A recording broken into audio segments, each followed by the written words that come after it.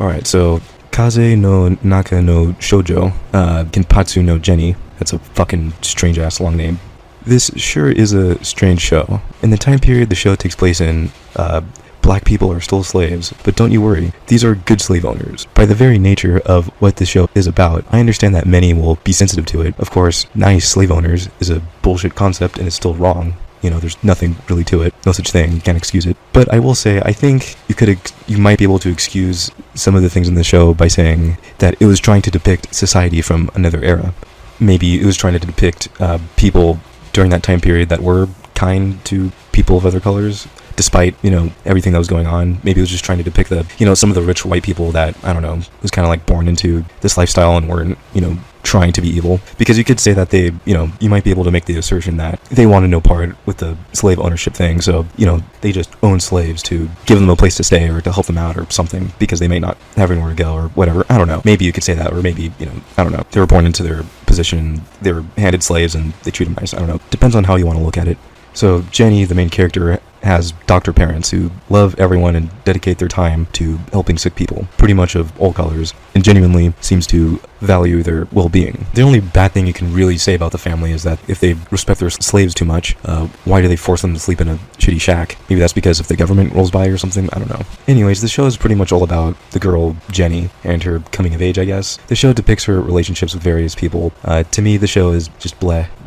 Strong 4 to maybe like 5 out of 10. The whole time the show was just so straightforward and didn't really seem to have much of an overall message. Perhaps there was something within the themes of each episode that I missed, but it seemed to me like there isn't much going on with the couple episodes that I watched. It feels like the show tried to pull at the heartstrings of, with Jenny's mom dying, but as she dies, she says, always stay how you are now, which is just horrible advice, and I don't know, it was just so melodramatic and just hard to take seriously.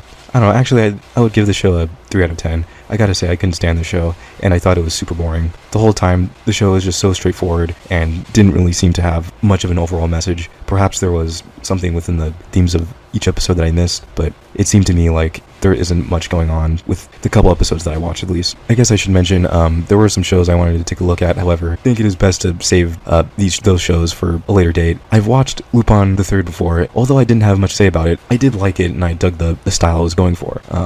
Anyways, Space Battleship Yamato, I thought was an absolutely fucking excellent show. I can't wait to see more and just, fully take it in. Anyways, back in 2012 on Toonami, the very end of Toonami's relevance, grew up with a show called Casshan Sins, and it was a remake of a show, Casshan the Robot Hunter. But anyways, throughout my years, I've always loved that show. Recently I went back and checked out Casshan, and I like it. It was, it was a little bit stilted, has some problems here and there, but there are cool things that I like about it. It was just kind of a little boring though, but I definitely want to sit through it some other time. Now, a show I really want to watch was Ashita no Joe, because, growing up I was a huge Ippo guy back in the day. However, I don't know, I just want to save the show for, a rainy day, because I could tell it's something that I would like from what I have seen, so I just want to save this one. So, the next show I have to talk about is Magico Megu-chan, whatever it's called. Honestly, I don't have a whole lot to say. I thought maybe I was just being a lazy stoner, and I missed something integral to what I just watched. But I just watched the episode again and again, and it just didn't deliver anything substantive. So it's basically about this girl in her early teens who comes from a realm of witches and wants to become a witch Hokage, pretty much. So to accomplish this, I think, is why she had to be sent to Earth and adopted by a former witch lady, I guess. As the synopsis points out, with this, the girl can, I guess, learn to control both her abilities and impulses in order to prove her worthiness to the crown, I guess, the witch crown, or whatever the fuck. And as we find out, this former witch fooled her family for years into believing that she wasn't one. And she also casted a spell onto them into believing that this young girl is their family member and has always been, I guess. This is yet another old show that I would throw into the stilted category, because for me it felt like everything took so long to happen. I would also like to add that it's probably because this show doesn't really have that much to say or really add to its initial premise. Of course, it's laid out very transparently that because the young girl is greedy and wants the power of queendom, I guess she will eventually learn through being a part of a half-human family that maybe the glory isn't all that it's cracked up to be. It's a very obvious theme that can be found elsewhere, and it's not even done in a smart way either. The young witch girl just abuses the young siblings like an asshole just because they were pranking her. I can understand being mad, but damn. just because they put a frog in your empty cup. I guess being photographed while sleeping is bad, but just tell the parents to take away the camera away or something.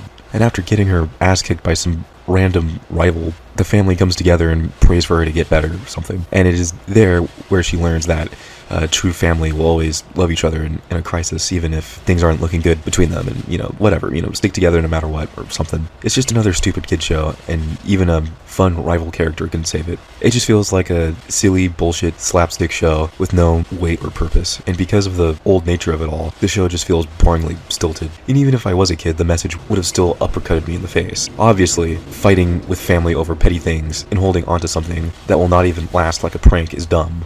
And beating the shit out of everyone is stupid for no reason. Beat the shit out of them for it is even more stupid. And obviously, family is better than wealth, power, and fame, or whatever. It's like just very obvious fucking themes. 2 out of 10 for me, not good. This is all obvious, not done in an interesting way or fun at all. Alright, the next one is called Alps no Shoujo Heidi, I think.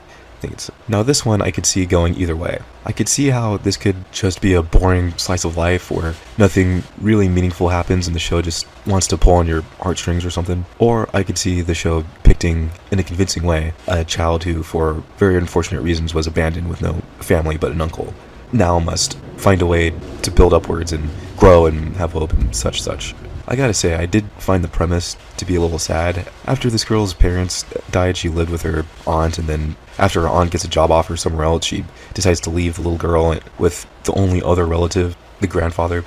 Of course, as a viewer, you wonder whether or not the girl could have gone along, or if it could have been made possible. But then again, the aunt did not ask to raise the child and wants a life of her own. She didn't ask for this responsibility. Now, I mean, to be fair, you could also point a finger at her and say that, she's just a shitty person, her sister died, she should, step up and take care of the kid. But I don't know, maybe they weren't too close or something, and it's fucked up.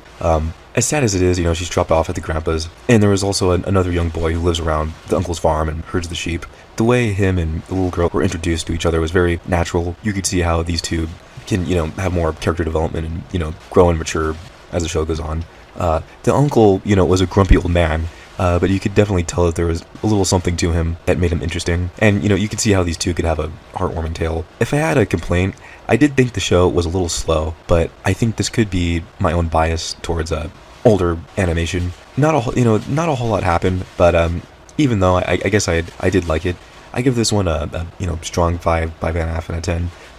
Maybe light 6, strong 5, light 6, just because I see how it could get good, but I could see how it could just turn to be, just some boring bullshit. The next show up is Dokanju Geiru. I guess I found this show to be somewhat entertaining. The animation definitely felt very lively, and I dare say it almost reminded me of Ed, Edd n Eddy, faintly.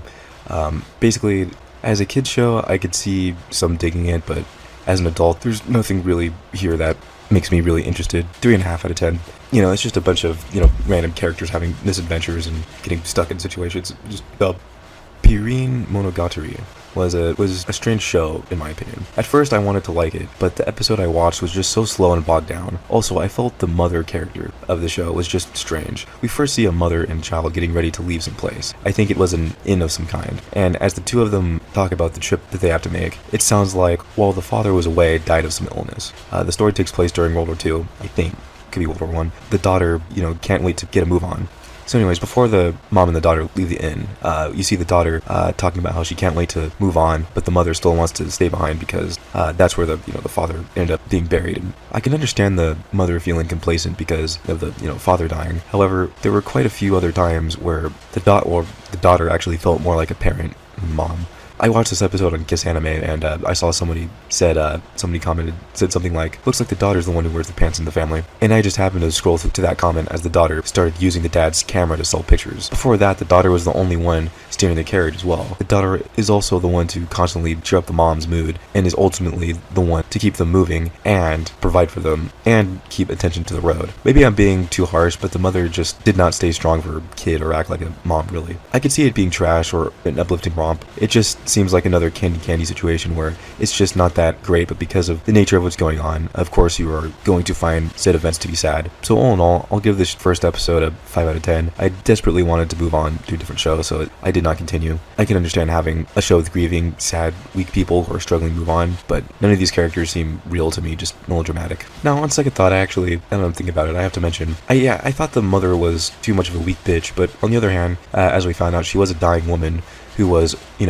emotionally wrecked, mentally just unwell because of all the tragic things that have happened. And, I said the characters don't feel real, but, I guess on second thought, I think they somewhat do. I like this segment of the townspeople being slowly intrigued with the concept of a photograph or camera.